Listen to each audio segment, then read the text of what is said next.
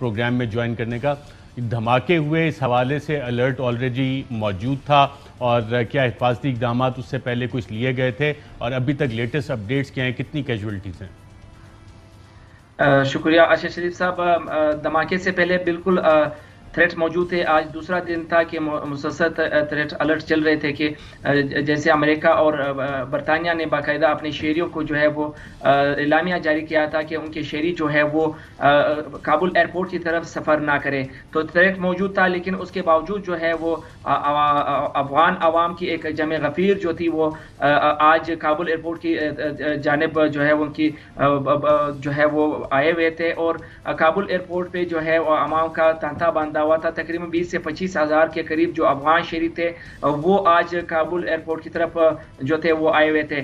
British جو passport get تھا وہاں سے لے کر جہاں پہ مشرقی گیٹ ہے وہاں تک جو ہے تقریباً 20 سے 25 منٹ کا جو پیدل کا راستہ ہے. ہمیں وہاں اتنی مشکل درپیش آج دوران رپورٹنگ ہوئی کہ وہاں پہ چل نہیں سکتے تھے, اتنے لوگوں کی تعداد اس میں زیادہ تھی.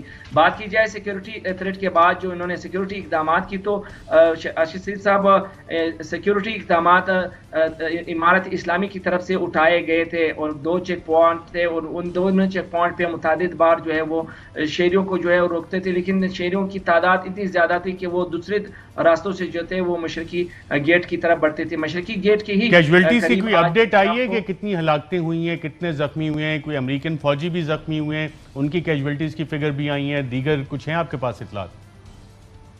اب تک جو اطلاعات یہاں ہمیں موصول ہوئی ہے تقریباً 40 جو افغان شہری ہے وہ اس 2 دھماکوں میں جو ہے وہ جاں بحق ہو گئے ہیں, جبکہ 2 درجن سے زائد زخمی ہیں. میں یہ فگر دوبارہ ریپیٹ کر رہا ہوں, 40 کے قریب افغان شہری جو ہے اس دھماکے میں جاں بحق ہوئے ہیں, جبکہ 2 درجن کے قریب زخمی ہوئے, جبکہ 3 امریکن فوجی جو ہے وہ بھی ان 2 دھماکوں میں زخمی ہوئے ہیں. دھماکہ جو ہے وہ مشرقی گیٹ کے اوپر کیا گیا جس میں جہاں پہ عوام کی ایک بہت بڑی تعداد موجود تھی. ڈاکٹر گلفام, اس حوالے سے جو سیکیورٹی ایکسپرٹ سے اور جو وارننگز ایشو ہوئی تھی, کیا اس کی ایک وجہ یہ بھی ہے کہ جو جیلوں سے مختلف دہشت گرد تنظیموں کے لوگ وہاں سے نکل پڑے ہیں, جس میں داعش کے لوگ بھی ہیں, TTP کے بھی ہیں, وہ بھی پاسبلٹی دیکھی جائے گی؟ اور آپ کی بات ہوئی افغان طالبان سے کہ اس اینگل کو بھی انویسٹیگیٹ کریں گے کہ کون ان دھماکوں کے پیچھے ہو سکتا ہے؟ دیکھیں, افغان طالبان ترجمان جو مرکزی ترجمان ہے ذبیح اللہ مجاہد, ان سے تھوڑی دیر پہلے میں نے رابطہ کرنے کی کوشش کی لیکن وہ شاید مصروف ہے اور ابھی تک ان کا کوئی موقف اس حوالے سے سامنے نہیں آیا ہے. بات کی جائے تو سیکیورٹی جو کہ سارے سفارتخانے بند ہیں اور یہ جو 3-4 سفارتکار ہیں وہ ایئرپورٹ کے اندر ہی کام کر رہے ہیں. بڑی تعداد میں آج لوگ آئے ہوئے تھے. برطانیہ کے جو پاسپورٹ گیٹ تھے وہاں پہ امریکن اور فرینچ جو گیٹ تھا وہاں پہ عوام کی بہت بڑی تعداد موجود تھی. ہونا چاہیے تھا کہ اچھا اختر گلفام, بالکل اس پہ ہم اپڈیٹس یقیناً آپ سے لیتے رہیں گے. یہ بتائیے گا 15 اگست کے بعد اب تک وہاں پہ کیونکہ فنڈنگ وغیرہ بند ہو چکی ہے, آپ نے ذبیح اللہ مجاہد سے بھی یہ سوالات کیے تھے, تو وہاں پہ لوگوں کو جو اشیاء خورد و نوش ہیں اس میں کوئی مہنگائی کا ایلیمنٹ آپ کو نظر آ رہا ہے, بڑھتی جا رہی ہے؟ جی بالکل. کابل شہر کی اگر ہم بات کریں, کابل شہر کے اندر جو ہے وہ مہنگائی کی میں 20 سے 25% جو ہے وہ اضافہ ہوا ہے. وجہ یہی بتائی جا رہی ہے جو بینک بند ہیں, اور دوسرا یہاں پہ جو دکاندار ہے, جو تاجر ہے, وہ ذخیرہ اندوزی بھی انہوں نے کرنا شروع کر دیا ہے کیونکہ وہ غیر یقینی جیسی صورتحال ہے. جس طرح ڈرامائی انداز میں یہ سارے سینیریو چینج ہوا ہے, ایک دم سے امارت اسلامی کا اعلان کیا گیا, 10 سے 25 دن کے دوران یہ سارا افغانستان جو ہے وہ فتح ہوا, طالبان نے فتح کیا. تو اس کے بعد سے جو ہے وہ ذخیرہ اندوزی بھی ہو رہی ہے اور 20 سے 25% جو ہے مہنگائی بھی آ گئی ہے.